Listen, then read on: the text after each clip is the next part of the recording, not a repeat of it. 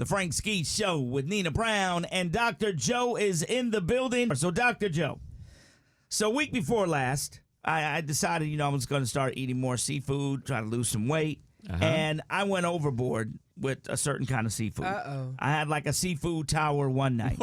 Next day, I had oysters. Next day, I had clams. Next day, I had a crawfish broil. And I was eating all this great seafood.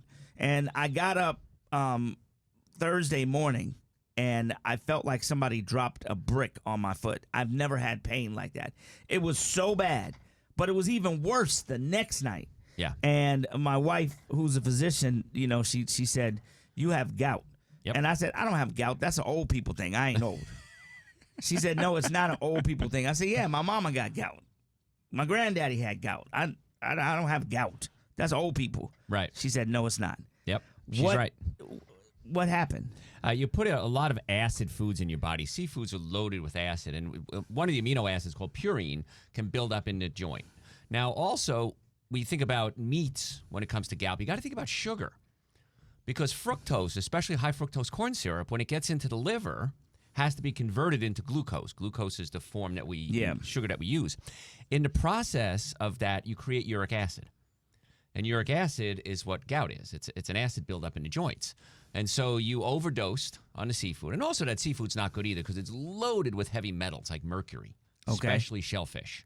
So even when Moses wrote Leviticus, he said, don't eat shellfish. It was bad then. It's a lot worse now.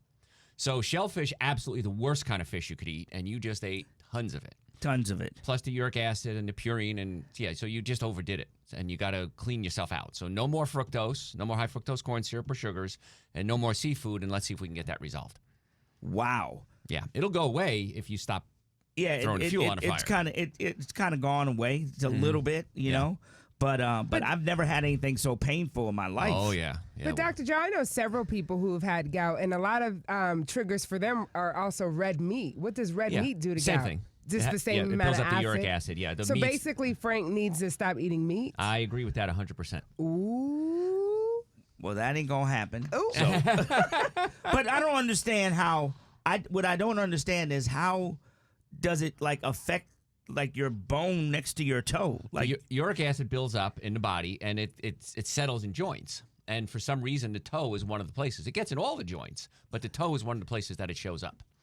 And so you just got to stop that because ultimately you can eat away at that joint. So our producer, Hollywood, says he's had it in his knees, his wrist. Sure. So it gets like that. Just tell all his business. So for everybody listening, so much for HIPAA laws. Yeah. For everybody listening, I just want you all to know, because we are black folk, is that pain was something. I've had kidney stones. I ain't felt pain like that, and it was that bad. So okay.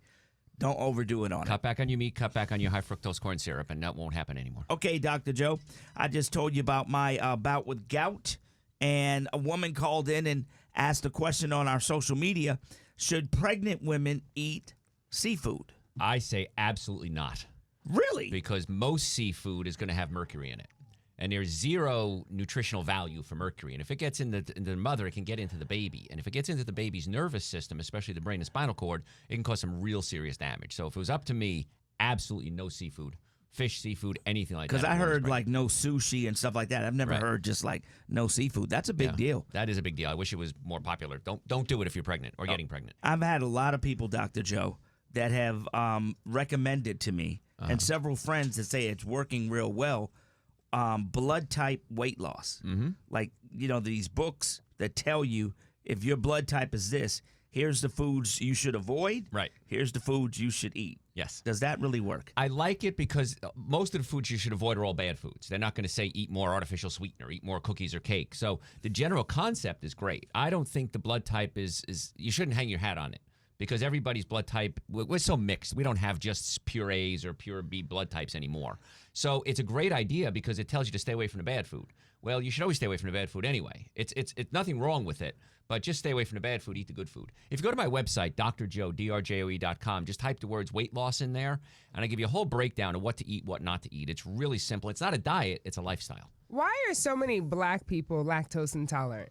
It's just genetics. Okay. Black people and Asians especially are lactose intolerant because you need an enzyme called lactase to break down the lactose. ASE means enzyme, OSE means sugar. And Caucasians have been eating dairy for centuries. Blacks and Asians have just been introduced to cow's milk relatively recently. And so they haven't had time to evolve into that. All people have trouble with dairy. It's just that black people and Asians have more than whites. But across the board, just stay away from dairy. It's a real simple way to fix that.